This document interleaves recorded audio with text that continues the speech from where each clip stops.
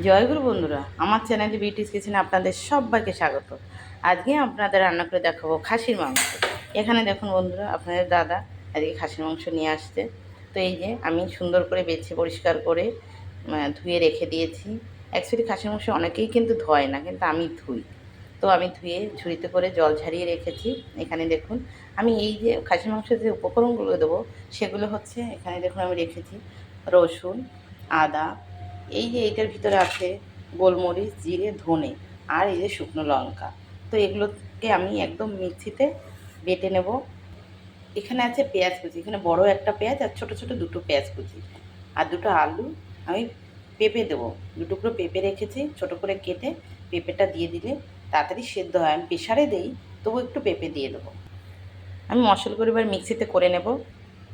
এখানে দেখুন আমি কড়াতে তেল দিয়ে দিয়েছি। এই তেলে একটু আলু ভেজে নেব। তেল গরম হয়ে গেছে, আমি এবার আলু দিয়ে দেবো। আলু 4 পিস একটু ভেজে নেব। একটু ভাজা ভাজা হবে।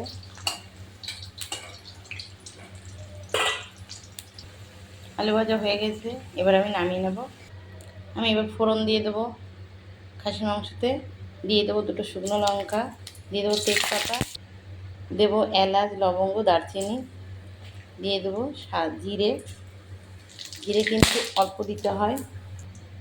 খাসির মাংসতে কিন্তু জিরে না দিয়েও রান্না করা যায়, আর জিরে দিলেও অল্প দিতে হয় জিরে, তাহলে কিন্তু খাসির মাংস টেস্ট হয়।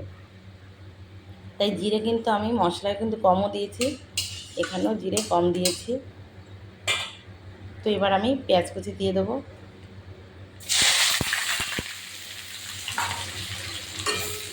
পেঁয়াজগুলোকে তেলে এবার ভেজে নেবো সুন্দরভাবে, লাল লাল করে ভেজে নেব। এখানে যে দেখুন মিক্সিতে মশলা হয়েছে, কি সুন্দর দেখেছেন। এখানে মশলা আমার হয়ে গেছে, পেঁয়াজ কিন্তু দেখুন লাল হয়ে গেছে। আমি এবার দিয়ে দেবো মশলা, মিক্সিতে করে রেখেছি মশলাটা ঢেলে দেবো।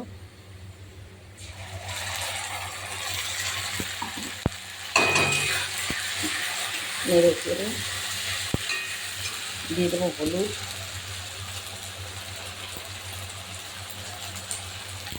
দেবো লবণ, দিয়ে নেড়ে চেড়ে আমি জল দিয়ে দেবো। মশলাটা একটু জাল হবে, মশলা জাল না হলে কাঁচা কাঁচা গন্ধ আসবে।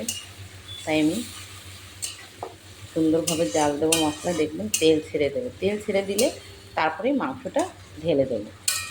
তো মশলা জাল হবে এবার। দেখুন বন্ধুরা, দেখেছেন জালের কতটা একদম তেল ছেড়ে দিয়েছে মাংস মশলা। আর একটু কষানো হবে মশলাটা। দেখুন পুরো তেল কিন্তু ছেড়ে দিয়েছে। আর একটু কষানো হলে তবেই মাংস দিয়ে দেবে ভিতরে। আবার মশলা যেন পুড়ে না যায়, পুড়ে গেলে কিন্তু তেতো হয়ে যাবে, খেতে কিন্তু ভালো লাগবে না। এবার আমি মাংস দিয়ে দেবো, তেল ছেড়ে দিয়েছে। এই যে মাংস আমি দিয়ে দিচ্ছি।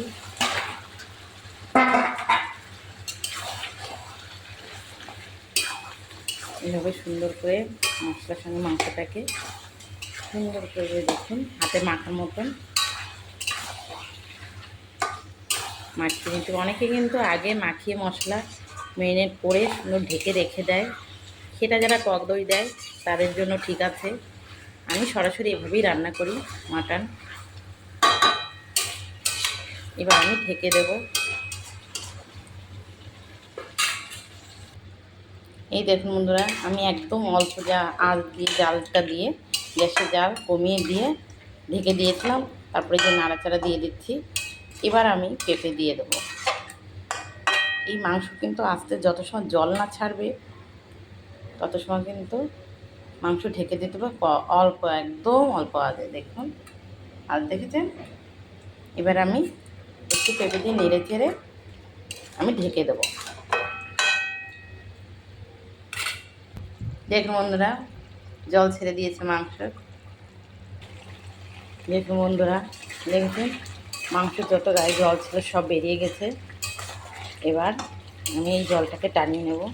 জাল বাড়িয়ে দিয়েছি, তারপরে প্রেসারে দিয়ে দেবো। দেখুন বন্ধুরা, মাংসর কিন্তু জল শুকিয়ে তেল ছেড়ে দিয়েছে। আমি আরেকটু কষিয়ে প্রেসারে দিয়ে দেবো।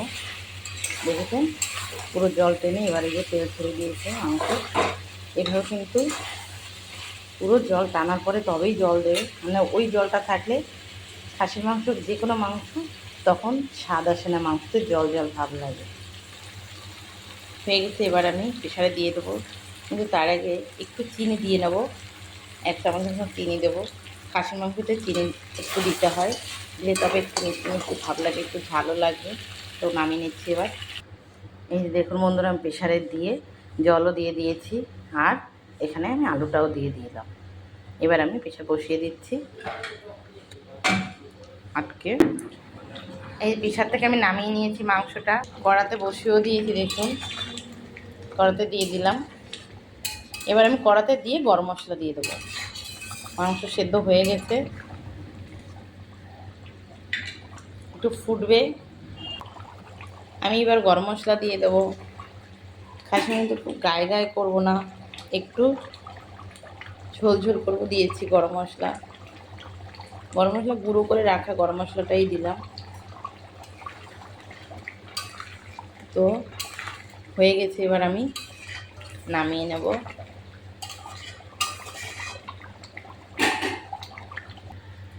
দেখুন বন্ধুরা, আমার খাসির মাংস হয়ে গেছে, নামিয়ে নিয়েছি। দেখুন তেল ভাসছে কি সুন্দর। এভাবে কিন্তু আপনারা খাসির মাংস অতি অবশ্যই রান্না করে আমাকে কমেন্টে জানাবেন খেতে কেমন লাগে।